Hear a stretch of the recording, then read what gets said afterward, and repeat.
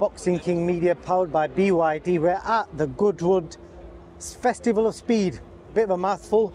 We're surrounded by classic cars right now, Dom. Been a bit of an eye-opener seeing some of these new cars, old cars. What do you make of this? We're surrounded by classics at the minute. Cars from the time when, from your dad's era. Well, they might have been from my dad's era, but we could never afford a car, to be honest. So we had sponsored cars all the way through his life. He never bought one, my dad, never bought a car. And the ones he did have, we all drove them. We were the ones who crashed them. So, you or John? Well, me and John. We had a Ford Sierra Ghia, and I crashed that, ran into the back of somebody, and then we had a Granada, Ford Granada, and it was a rear-wheel drive. They were the worst cars. And I remember John going to Manchester Airport, and the back end started spinning out. Instead of turning into it, he turned the other way and flipped the car. And he phoned me dad up. He went, there were no mobile phones. He went, I've crashed the car. And the first thing my dad said were, are you all right? Didn't even ask about the car. The car was a write-off. And he said to John, he went, well, it's just a car, innit? Cars can be replaced. And that would be my dad's attitude with cars. He weren't bothered about cars. He never bought a car, never owned one. He drove plenty. Could you drive? Did he have a license, your dad? Yeah, do you know what? Yeah. In fact, I've seen a video of him driving an old van. He had a van, but the van was a works van.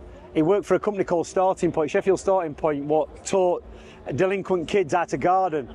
And the first probably 10 years of him driving in England, wait, 10 years, it must be more than that. He had an Irish driving licence. And somewhere in the 70s, the police pulled him over to produce. And he'd been driving on an Irish licence for about 15, 20 years. So they told him he had to do an English driving test. So he did his test and passed, and that was it. So yeah, he wasn't mad on driving. Did you have any interest in any particular cars? You can see some No. serious, like, I don't know what that's called. Is it what is it now? Chevrolet, yeah. An Austin. A Chevrolet. From 1957. Yeah. Okay. 1957. This is roughly the time your dad actually moved to the. 60s. He came to Sheffield in 1960. But yeah, you get these cars in Cuba, but they're all falling to bits and stuck together with elastic bands and plastic. But yeah, lovely cars. I think you can sit inside it. I'm not going to sit inside of it. Column change gears. You can get 3 people in the front. Back in the day when your dad obviously had Naz, Johnny, a lot of the big name fighters, because your gym was obviously like where all the fighters were, where the big paydays were happening. So I'm guessing you attract, like you said, their sponsors. So what was the first kind of nice car that you can remember somebody dumping at the gym saying, like, you could drive it, lads? Well, it would be Naz. Naz used to roll up in Ferraris, Lamborghinis. What was that like in the 90s? What was that like? Fantastic, because everybody used to come outside of the gym, and Naz would roll up in a new car, and everybody would come out of the gym and look at the car, and he'd have a razz around the block. Everybody think it was fantastic. So yeah, he had every car going. He had about 6 or 7 cars up his driveway. So yeah. Is there like a dream car that Dom Mingle would ever want? Nah, no, not really. Not really. Anything what gets you from A to B, what's comfortable, get the kids in it. It's that's what it's all about, I think. But there are some nice cars. Look, people appreciate cars. I appreciate different things, and it's not cars. It's not cars. Well, they are works of art, some of them. And when your dad came here, you said he came in an Irish license. I'm just curious, the car that he was driving, that little van.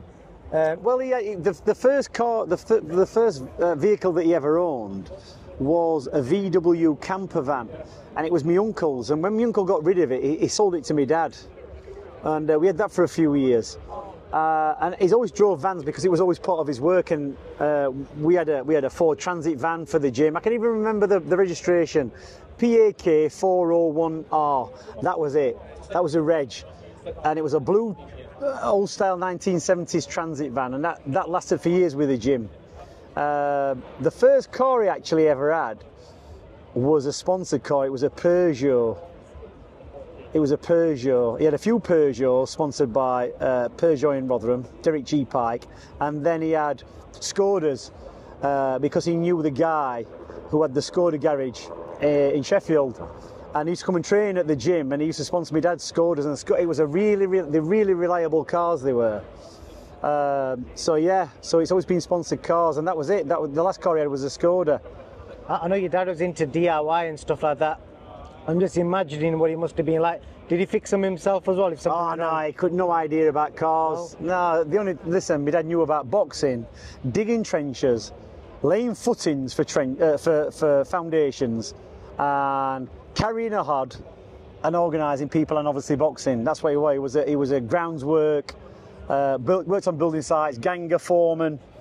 That's what the job my dad did. But you know, no idea about cars. But he knew somebody who did.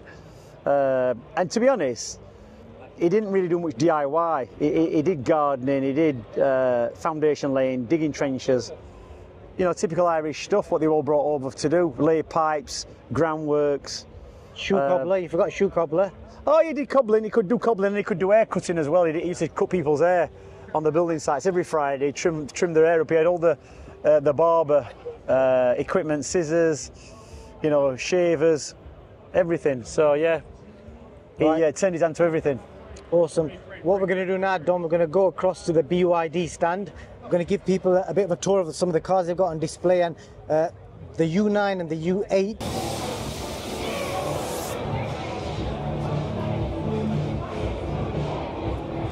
Just wondering what's going on. So, just going to have a look at these new cars, what BYD are rolling out. And here we got, look, this is a chassis. This is actually how they're made. I bet I could actually pick that up if it wasn't fastened down.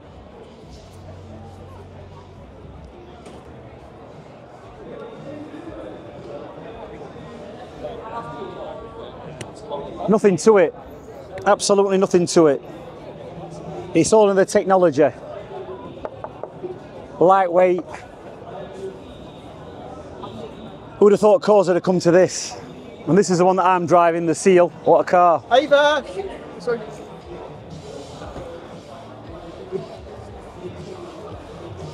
Right, let's go and have a look at...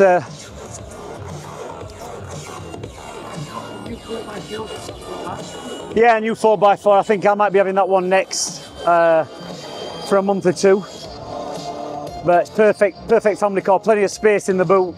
And I've got bikes.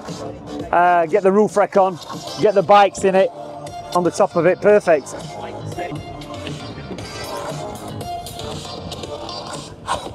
Oh, it feels good. Plenty of space. Same kind of interior as the Seal, but this would probably suit me better, having a family. Enough space in fact, this could even go a bit further forward, this car. There's plenty of room. And you know what's good as well? These seats with the air conditioning built in to keep you nice and cool when you're driving, so you don't get out and all the back of your trousers and pants are sweated up. But yeah, perfect, and plenty of space in the boot as well. Plenty of room in. Look at that. It's got plenty of space for suitcases when you're going away. But the interior is nice, the orange. But plenty of room. It's where they keep all the cables usually, in them compartments. So, I mean, look how spacious it is.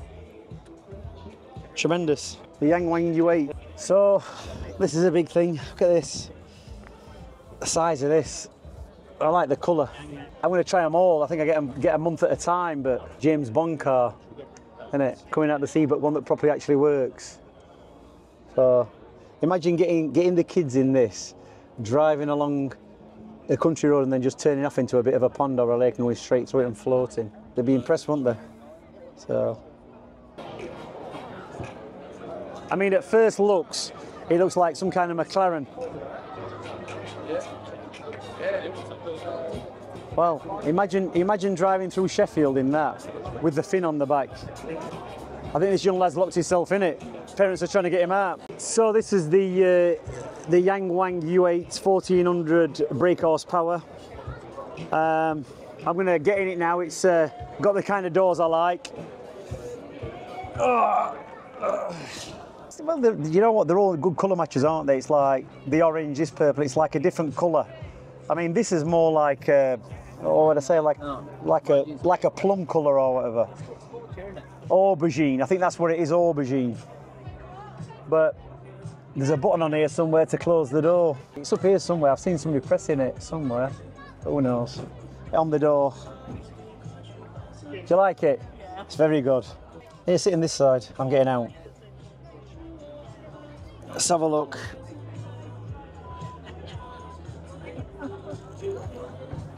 Ugh. Very Back to the Future. Did you get that? I hope you got that on camera. Say that again. To the best boxing coach ever. My man. How you All right, doing? good. You alright? Yeah, good. You obviously working for these? Yes. Yeah, I'm sponsored for Denza today. Yeah, it's good. What a fantastic one this is. Look at this. People carrier, innit? Yeah. Sweet. Look at this. What's your name, sorry? Robert. Pleased to meet you, Rob. Nice to meet you. Look at this. Even got screens on bike. What more could you want? Oh. Look at this. This is ideal. This is like, it's like super luxury. It's fantastic. It's the size, the space. This is what you want. And when you know how the cars operate as well across the fleet, the types of cars that they've got, how they operate, the reliability, the speed of them, it'll be, it's a great car to have. And you know what, the colours, this is a bit too light for me, I prefer darker colours, but the interiors, the colours of them all, they've always got good colours. This is the Denza D9i. So DMI is dual mode intelligence.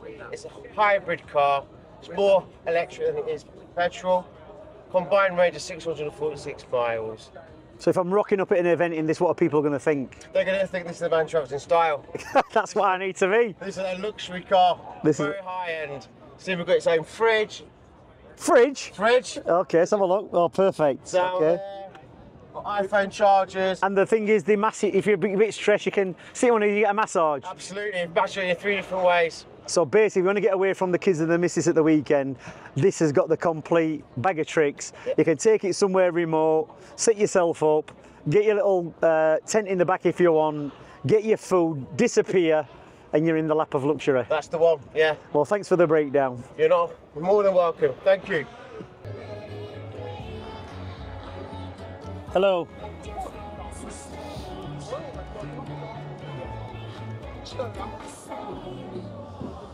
No touching.